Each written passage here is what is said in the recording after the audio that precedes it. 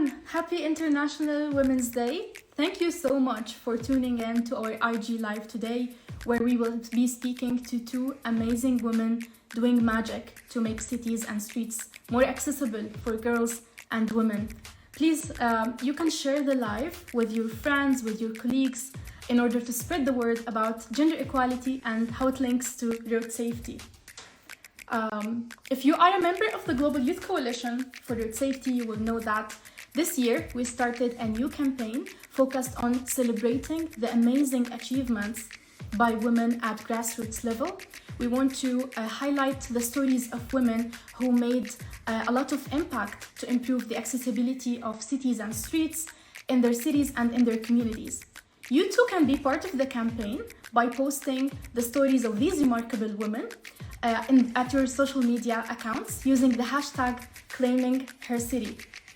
Before we start our live conversation, I would like to express our gratitude to our partners, FIA Foundation, Michelin Foundation, and Total Foundation.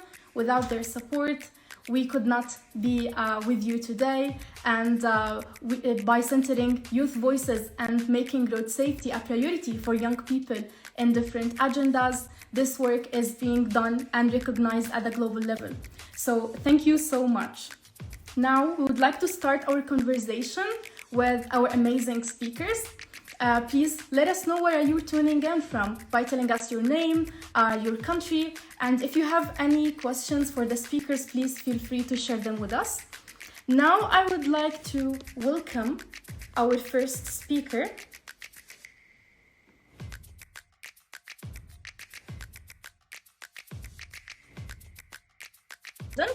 Dr. Lina is the first Arab female Minister of Transport. She holds a PhD from the University of London. She's a respected scholar and a university professor at Al Hussein Technical University in Jordan.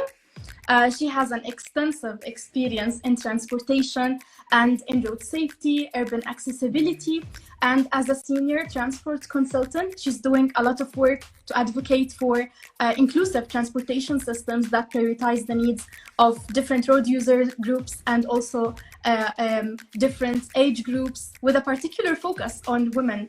Thank you so much, Dr. Lina. We are super happy to have you with us in the live session today. Thank you for having me. Allow me first to congratulate you all on the International Women's Day, and it's really my pleasure to be with you today, and I hope that I can share part of my life experience with you all. Thank you.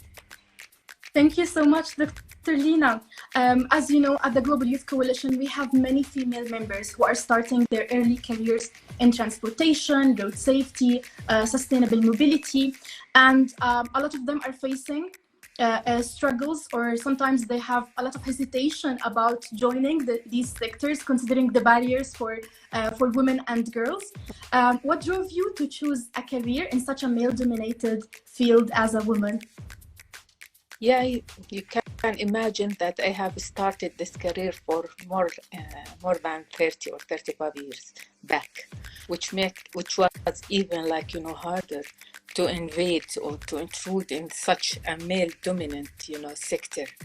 But at the same time, even at that time, I felt that the women presence in such a sector will add a lot. Because, always to have things from one perspective or from one side is different when you include women. I remember when I have started this career, it was like, an incident which really provoked me to say that I need to work in this field. I started my work as a quality control engineer and geotechnical engineer, which is very far away from civil engineering from the beginning, by the way. So it was a very different field, and part of our work, because it was field work, I was doing what we called field testing, because there was handover for the project, and when we were working on the field, on the spot, there was two chaps who passed the site, and they just waved to us. Few minutes, there was siren, and the ambulance came back and bring them dead. So it was that, this is, I need to work. So I started my master program, and then I've chosen to work on the road safety, and then I joined the NGOs that was dedicated for road accident prevention in Jordan. And imagine at that time they 1,000 members and very few female. I can't claim that I was the only, but they were very few at that time. And that's where my career path on road safety and on transportation in general was kicked off. And I'm really glad. I never regretted that I have chosen such a field, and I tried my best. You can't claim that you have done, the best. Do your best. And I'm happy with what I have done, and I'm happy to see that many young female now are joining, the forces in order to do something to make, a change and to adapt such, ever continuous road death on road, which should not be allowed. I believe it shouldn't be continued. Absolutely. No one should die or get seriously injured because of a car crash or because of the lack of safety on the streets and in transportation overall. While you were starting your career, Dr. Lina, you did a lot of research, you worked with NGOs, and you finally got a national recognition by being appointed as the Minister of Transport, and you were the first Arab female to be appointed in this position. Can you tell us more about the impact that you were able to generate throughout this position? What work have you done in order to basically make cities and streets accessible for girls and women, considering that there are recent studies that say that there is a lack of participation in the labor market in Jordan because of barriers to access safe and affordable and efficient public transportation. So what was your contribution as a minister in this position? Look, I can't unveil something which is not really known, that the transport in general in Jordan and public transport in particular is very challenging, sector, and there is a need to do much work in this area. But we can't isolate women participation in the labor market by just looking at the public transport without having the overview for the transport in all. An issue. Road safety as an issue, as well as the accessible transport system is another issue. When I was appointed, and one of the challenges that we're really facing in Jordan, that we have a number of that are working in the field, and there are some overlapping issues that some hindered us from taking the lead and make really a change. So when I was a minister at that time, before I've been in the minister, and as you correctly said, I was part of a number of NGOs, we were always demanding that we need to have a road safety council, which is according to the previous, decades action for road safety, was we should have a leading agency for road safety management. And that was, a demand that have never fulfilled. And sometimes they have some kind of a for such an entity, like a committee headed by the Ministry of Interior. But honestly, until now, I can't claim that it has been solved. But at that time, I tried, because of the overlapping responsibility and, different areas, to introduce what is called not road safety, transport safety council, which I believe. So we shouldn't look at road safety in isolation with what is going on other, a mode of transport. So I've raised this issue, And at that time also, I've raised, an entity to look on transport. And it was in conflicted with the Minister of Interior because they believe at that time it was their own role. But I've never given, because you need to have the first, stone, built in this structure that need to be done. And also, I have at that time started what is called to have a comprehensive road safety plan, where we incorporate different components. Look at enforcement, look at parking and traffic management within the city, pedestrian, because I think I can't recall now, more than 20 years, NGOs dedicated mainly for pedestrian.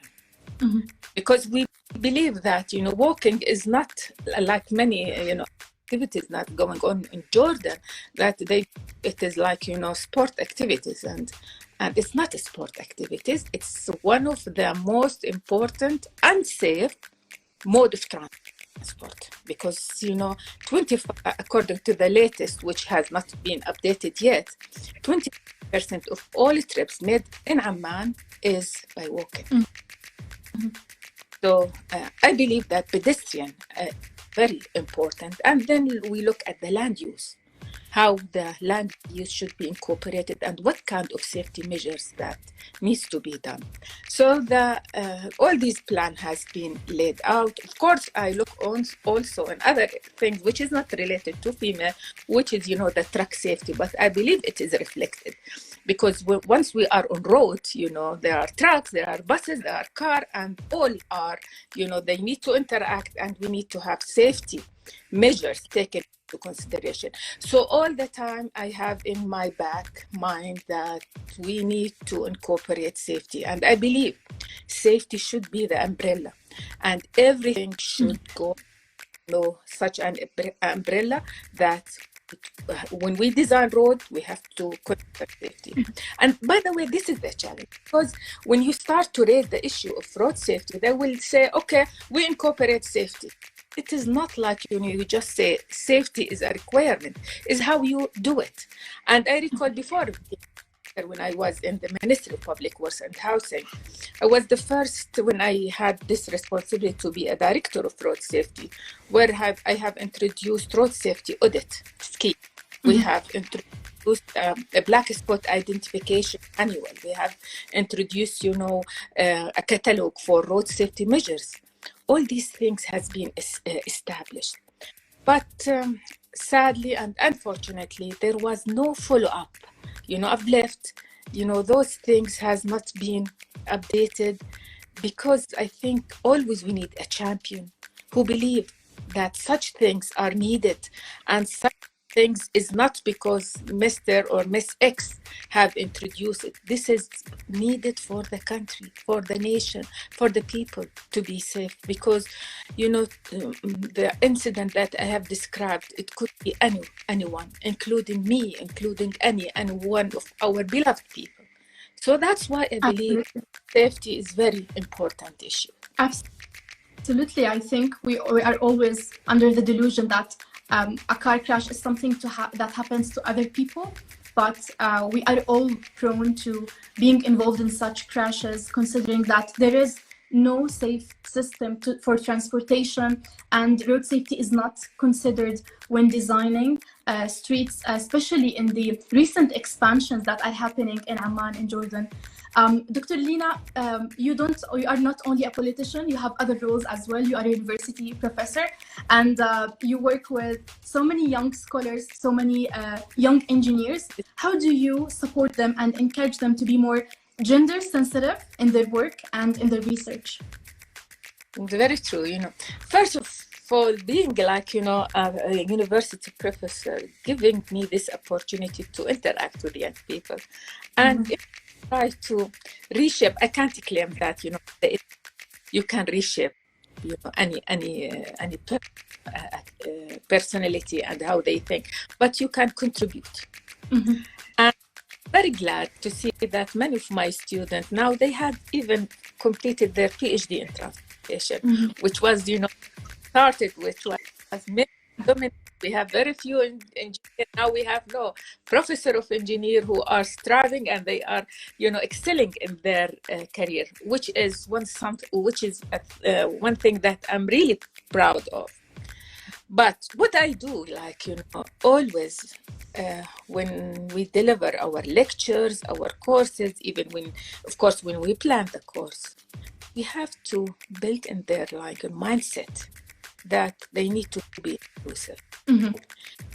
You correctly said that women contribution in the labor market is one of the lowest at global level. Mm-hmm. And we need to make change. When you look at the statistics, women constitute 25% of traffic, of public transport user, mm-hmm. and that's reflects their existence or their presence in the market. So we need to think about that, how we need to make such a change. When we plan, our public transport system, we have to be inclusive. Mm-hmm. And the term of inclusivity is not only related to female, and that's what I'm always promote. We have to be considerate for children, mm-hmm. for elderly, and for women, of course, because women need is completely different in a way that there are issues that women feel it is needed for their safety and for their security, which is not the case for men. Although I can't claim that men, they are less concerned when it's come to safety or security, but it is more pronounced, more evident that it is needed for. So that's what I keep, reminding my students for all, because, we are teaching male and female. So they have to be, they have to take into consideration to the gender sensitivity of both, and of course, the age. This is also very important. When you look at the statistics in Jordan, children under the age of 15 and elderly above the age of 60, they are the vulnerable group. So that's why they need to take that into consideration. They need to be updated with what is going on with the UN, resolution and their action, and how to incorporate that in the design. And by the way, what I do, because I also teach some construction, material and all these things, to be always safe in the construction of our buildings. You look at the disabled needs. We have inclusive, and if it's female, that even I think could be worse, because we need to take whatever needed in order to make safe design. Of course, we need to consider the economy, and we have to make this kind of balance that to consider that our design of road, building, any construction has to be safe for all.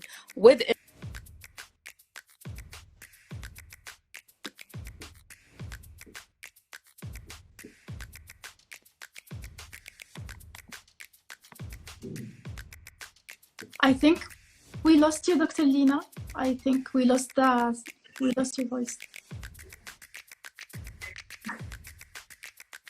I'm saying that, I don't like, to keep saying that we are victims. No, I believe we are strong. We are well. We can make the change if I think we are giving the opportunity. And fortunately, now female are constitute more than 50% of our students in the university. They are coming into the business, in the market with different disciplines. I think they have the chance, and I look up to you and your activity and being part of this and such a wonderful organization where you can contribute. And the good thing that you start at young age, look at those issues, because it's the least of concern for young. They have other issues to look into it. Absolutely. I really hate to interrupt you, Dr. Lina. What you're saying is completely valuable. And I really, I'm really impressed by your holistic vision and how you highlighted the importance of considering the needs not only of women but different groups as well, young children, the elderly, also the disabled people, and to always have them in mind when designing research papers, when designing projects and policies as well. I would like to send a message to young women who are watching you now, young women of the Global Youth Coalition for Youth Safety, about how can they break barriers in order to voice their needs, their unique demands, to make sure that our transportation systems are more inclusive for them. And I want you also to focus on women who lack the accessibility to opportunities in like to get jobs, to get access to education or even healthcare because of barriers to safe and efficient public transportation.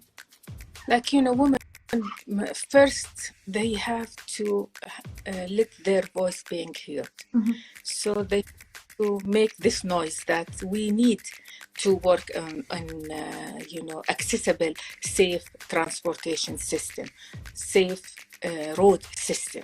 This is very important because nobody, I think, will be more considerate for your need unless you keep, fighting for your right to be exist, to be there. So, as I just mentioned, being part of NGOs and being lobbying and have this kind of pressure groups that could help in making, I think that is a good start. Looking for, I think role model in life and best practice elsewhere, and try to promote those issues. I think that's very important, where we have to start lobbying for our needs. Mm-hmm. We females need different things. We need a safer system. It's our right. And also we have to believe this is our right. We don't ask for something which is privilege that is given us by someone else. It's our right. So that's why we need to raise this issue. Luckily, we have the social media where we can raise our voice. We can, highlight our concern. We need to continue because sometimes, people have very short memory. Something happened, we react, and then after a while, things disappeared because nobody is following. So the following up of any matter or any aspect that is raised should be continuous, should be sustained. It shouldn't be, ad hoc. It shouldn't be reactive for any incident. No, policy related. And I would encourage, one young female to establish, their own agencies or NGOs that would, demand. Honestly, I was key. I just recall, when I was in the ministry, I was always would like to have some pressure group from a female, from women, where would like to. At that time, I felt it's very important that I would like them to say something. Mm-hmm. Very important. At that time, there was, and although I keep insisting that we need, such an agency in Jordan, unfortunately, we have not. I hope that, some of the listener will take this initiative, and I'm very glad to support and help if they can feel it's something that they would look into. So this is the first. We have to believe this is something, is not luxury. It is something very important for our life and for our children's life and for our, even parents and elderly. So to be a believer is something very important, and to work hard. But you are giving the opportunity to make a change. Don't just, think it's an opportunity and that's it. It's a no, it is your right and it is your responsibility to make the change. Absolutely. Thank you so much, Dr. Lina, for joining us today. I hope that all the listeners today are inspired by your message. We really appreciate all your insights that you shared with us, and we hope to continue this collaboration further with you. So thank you so much on behalf of yours and the Global Youth Coalition. Thank you. Thank you Bye. so much. Now, I would like to welcome Dr. Susanna Zammataro from the International Road Federation. Please let us know in the chat if you have any questions for Dr. Susanna. Dr. Susanna, can you hear me? Yes, I can hear you. Can you hear me? Yes, I hear you. Thank you so much for joining us. First, I would like to introduce you to all our listeners and viewers today. So, Susanna holds the position of the Director General at the IRF, the International Road Federation. She's speaking to us today from Geneva. She has been recognized as one of the most remarkable voices by TUMI. And she works tirelessly to advocate for road safety, and she has been part of multiple global projects and initiatives that focus on capacity building and nurturing collaborations among diverse stakeholders in order to achieve our collective goal: safer roads for everyone and protecting different road user groups. Thank you so much for joining us. I would like to start the conversation with you by asking about why did you decide to join the road safety field, considering that transportation in general is a male-dominated field, and what was your contribution as a notable influence and a female advocate for gender equality in this field? Thank you so much, Sana, and I really hope you hear me well, because apparently today I'm having two issues. One is connection and two, the flu. So my voice is going down. And so I apologize if by moments you will be losing me because of one or the other. Thank you so much for giving me the chance to speak to you and hopefully many young female professionals today. And I want to say also a big thank you to Dr. Lina. I've been listening with a lot of interest. I was nodding so much when she was talking. I could really relate to a lot that she was saying, and I want to extend to her already an invitation to join us in Istanbul on 15-18 of October this year, when IRF will be hosting the IRF World Congress. We need leaders like Dr. Lina to talk to larger audiences, of course, and not just the female. And I think it's wonderful when it can be done as well with so much ease and wise. I could listen to her for hours. Absolutely.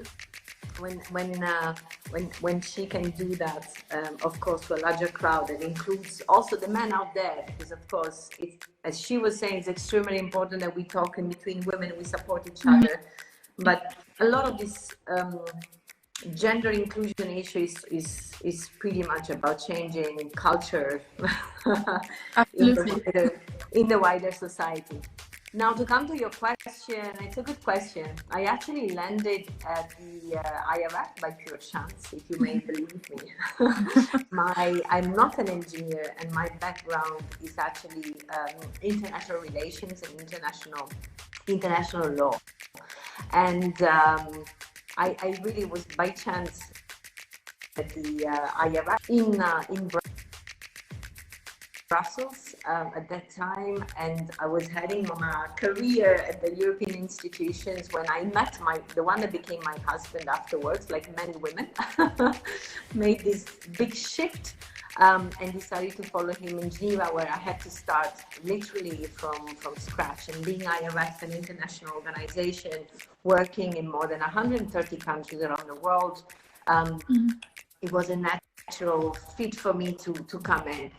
But it was not easy, of course. By far, when I started almost 20 years ago now, 17 to be precise, I was the only woman most of the time, and by far the youngest. This is also a profession that, at least when I started, it was pretty senior. It was a certain generation. So I know, and I was nodding on a lot of things. I could relate to a lot of what Dr. Lina was saying. When it comes to road safety, well, I think it's difficult not to feel the need and the wish um, to help the cause.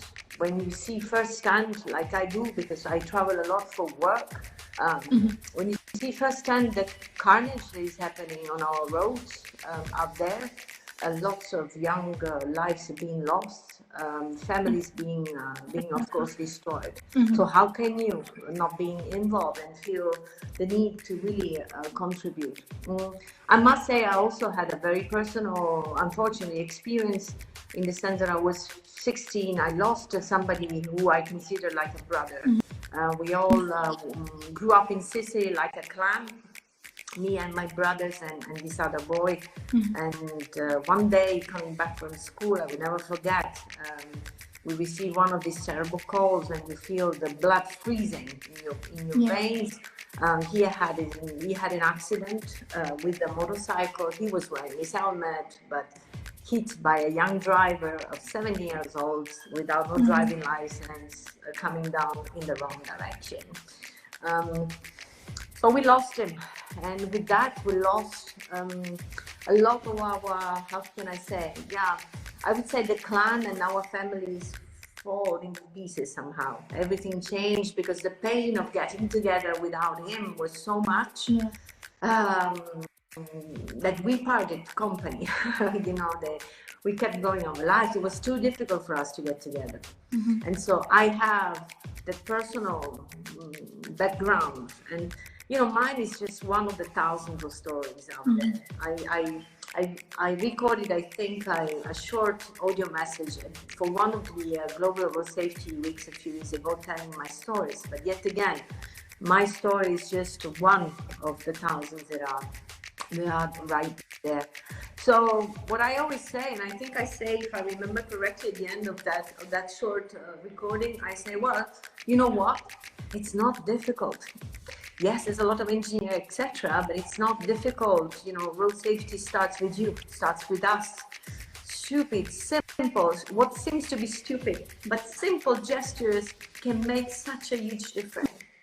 Can change life for yourself and for others.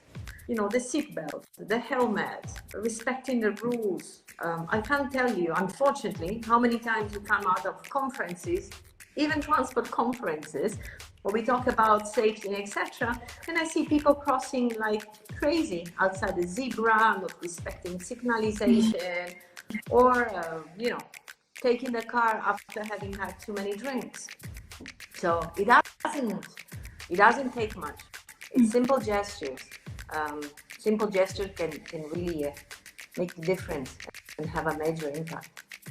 Absolutely. Road safety is definitely a shared responsibility. It starts with road users, and basically we need to bring all stakeholders together in order to have a safer vision for the future. And this is what yours stands for. This is why we always call for young people to be included in all decision-making processes in order to voice their needs and to be part of this process. Susanna, I know that you are juggling a lot of responsibilities. You are leading a global organization. You are managing a large team of technical experts in transportation. How does Susanna balance her professional life and her personal life? And you told us a lot of personal stories that make you stand for road safety because you care about people around you. You care about the safety of people, not only from the technical perspective, but also from the personal perspective, because we are all humans and nobody should get harmed because they are using transportation.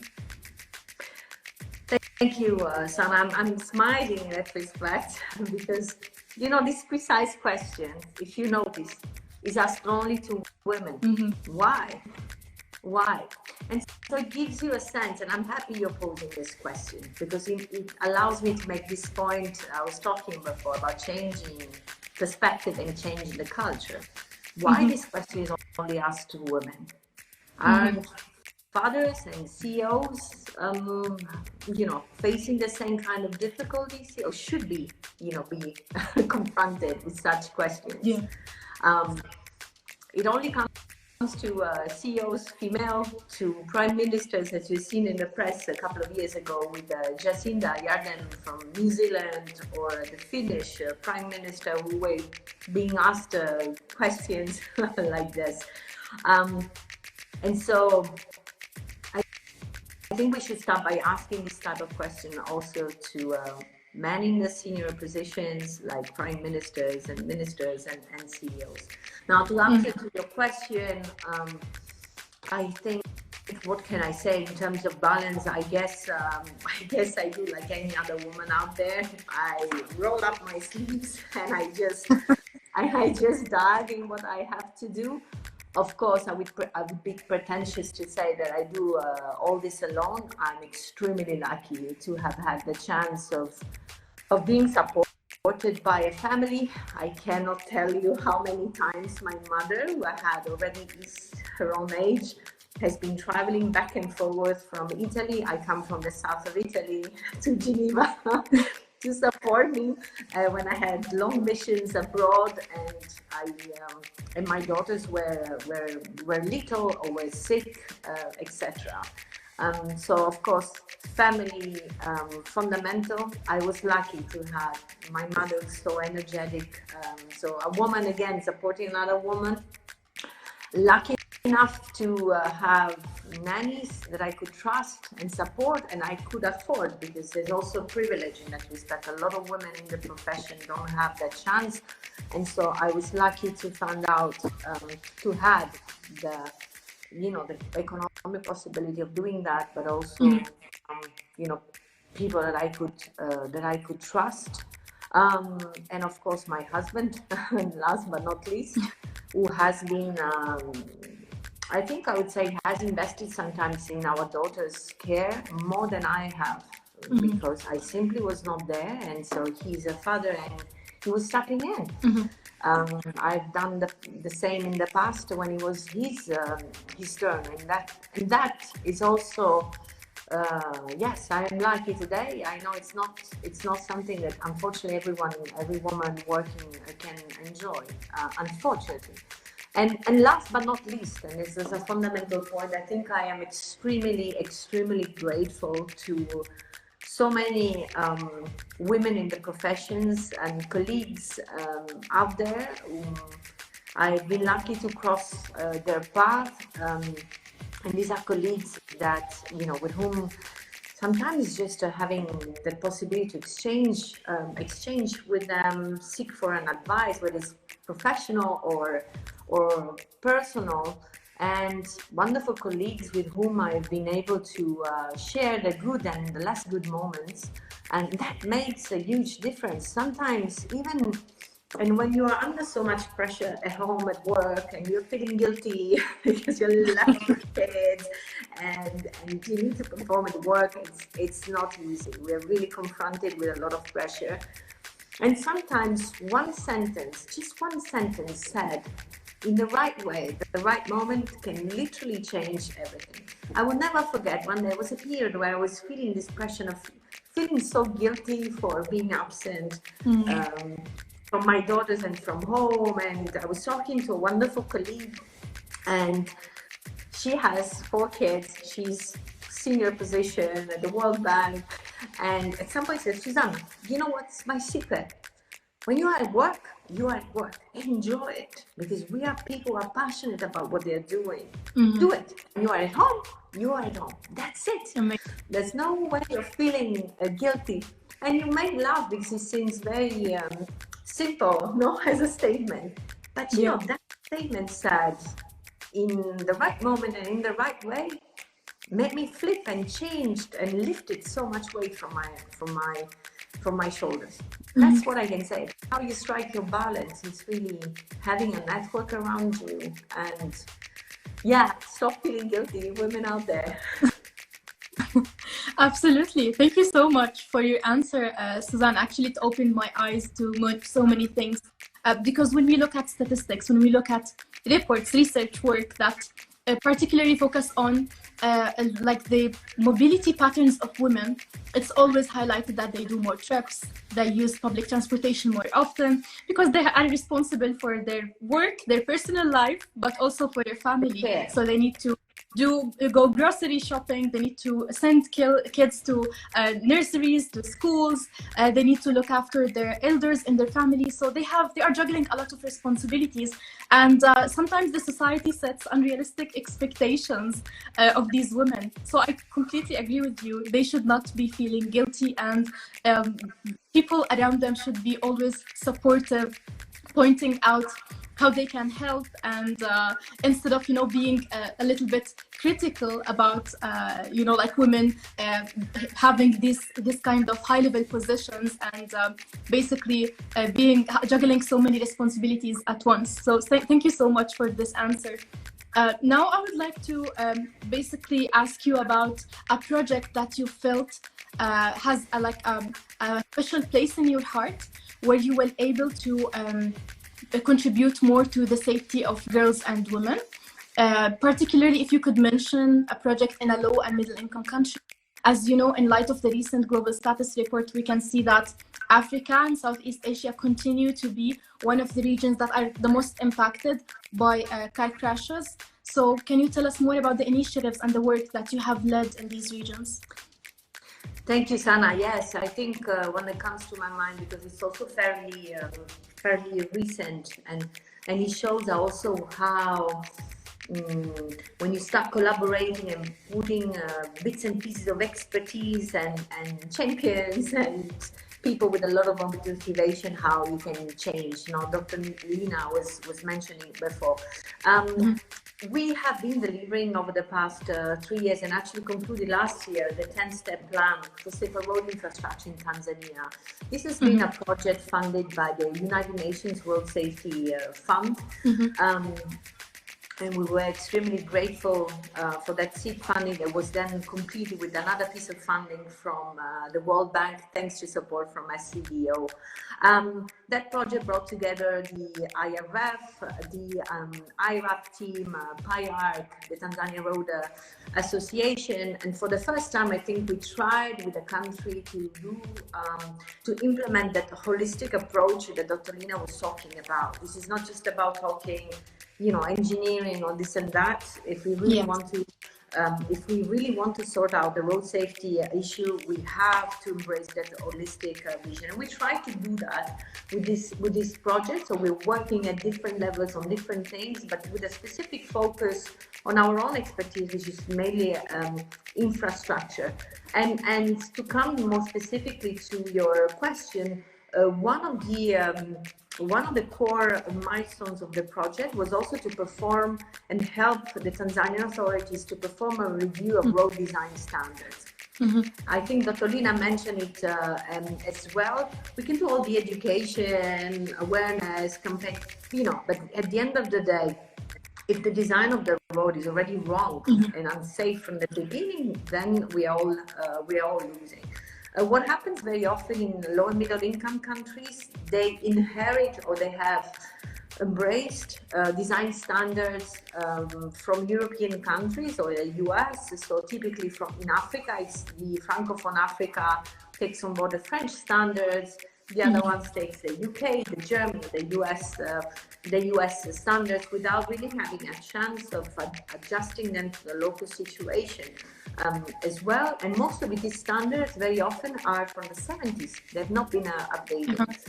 Tanzania was in a very similar type of situation. So we formed a working group and we looked through the standards, and we just realized that those standards were mainly from 70s, 80s, where the focus was on vehicles, cars. And so no provisions for pedestrians, no provision for everything we call now today active mobility, which represents still now in Africa 80% of the mobility, right? And so we have been working and made recommendations throughout the project for the revisions. Not only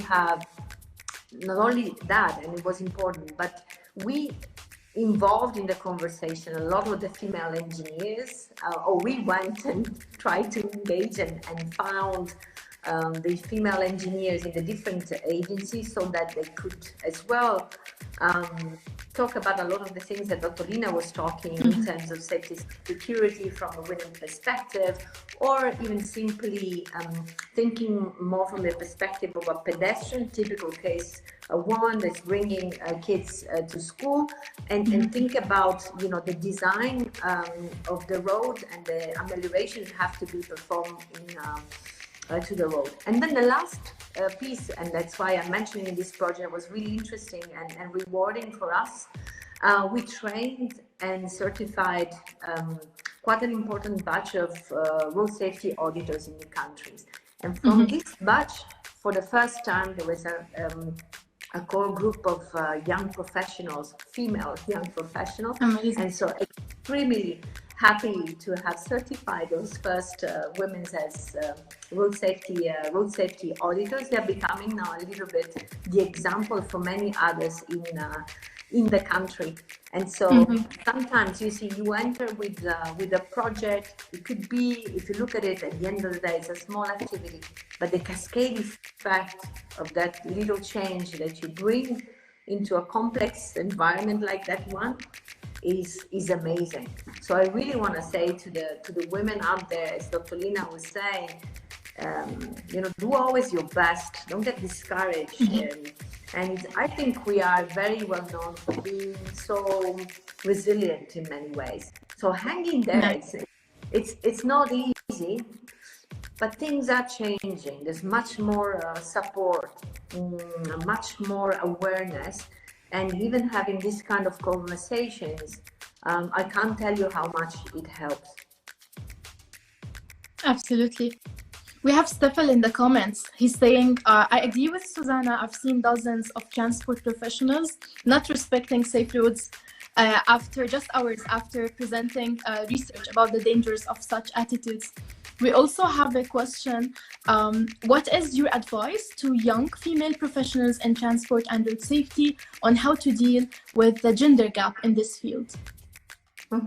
I will start from the first one. I've not seen thousands of road safety professionals doing silly things outside the conferences, but it does happen that when your colleagues, in general, when you are in a group and you know, you have had a long, intense working day and you're relaxing a bit, that you tend to forget about safety. And this is not just for the professionals in our sector. I mean, it's more shocking in our sector because we preach on these issues, but it's part of human nature. You relax a little bit and you let it go. So what I want to say is in the past, I think I felt sometimes not at ease, embarrassed to make people notice, like, oh, you're not, you know, we're just coming out of the country, you're not wearing a seatbelt. Now I don't. And you just need to find the right way sometimes of saying things. I'll give you a little anecdote. It happened, and I was with a wonderful bunch of colleagues, actually, going to one of the conference of the Global Alliance, actually global meetings of the Global Alliance of Road Safety NGOs in Crete, if I'm not mistaken. We step into the car and the driver starts, you know, responding to phone calls and etc. And so some of the colleagues were very harsh in commenting at the beginning, and the guy didn't take it right. He didn't take it well because he was not understanding. When we arrived and everybody offload the luggage, I stopped a few moments. And you see, when I was saying sometimes tiny little gesture can change. They went on, and I stayed 2 seconds. It was closing the car from the back. I said, you know, I know that you were disturbed by the way we were, you know, aggressing you to stop doing that. But you know, I said, and I told the story because a lot of the people sitting in the car and those professionals had lost their children in road safety. And as soon as I mentioned that and I explained to him in a few sentences, his perspective changed completely, and he thanked me and he felt so sorry and he apologized. So really, I want to encourage every professional, independently whether you work in transport or not, speak up. Speak up when you see bullying, speak up when you see a woman or a minority or somebody else being mistreated. One word can make such difference. To the second question, what was the second question again? What's your advice to women, in particular, young women starting their careers in transport, and how to deal with the gender gap in this field? Like Dr. Lina said, do your best, always. Because you lead by example. I would add to that, and from my own experience, do your best always, stick to your values and principles, and be who you are, never compromise. And I've gone through that myself, and I am thankful to myself, because at the moment where I realized I was compromising with core values that I've been taught by my parents, things that I believe, I was falling into pieces, and I was forcing. And from the moment I decided, no, this is not okay, and I will speak up or I live and I quit, it gave me so much strength, and actually helped change the situation in that specific difficult situation that I was handling. And then I would say, be a champion for others. Be a champion, not just expect to having champion. You can also be a champion. Again, small things, one word makes a difference. So be a champion for other female, with our colleagues, other students, colleagues or professionals. Be a champion for other female in the profession and outside the profession. Absolutely. Thank you so much, Susanna. Actually, I wish we can go for hours and hours speaking with you and with Dr. Lina in order, to send this strong message about the importance of road safety, the importance of prioritizing road safety for youth, for women within different agendas, because it's not only a public health concern, it's completely linked with other challenges, global challenges that the world is facing today, climate change, environmental challenges. And we are deeply inspired by your message, in particular to young girls and women. So thank you so much for joining us. We hope to be able to speak with you more in the future. And we appreciate your work and your leadership in the field.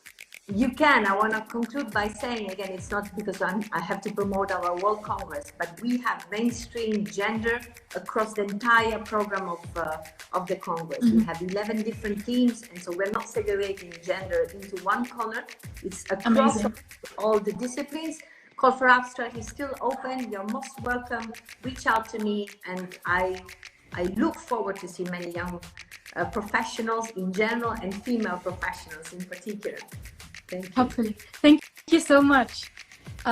Now, I would like to thank everyone joining us today. Thank you so much, and happy International Women's Day. The theme of this year is to inspire inclusion. This is why we brought two strong global voices trying their best to make cities and streets accessible for girls and women. And I would like to invite you one more time to share inspiring stories of female leaders from your countries, from your cities, using the hashtag #ClaimingHerCity. Please don't forget to tag the Global Youth Coalition. All your inputs will be added to a collective board that you can access at claimingourspace.org/IWD2024.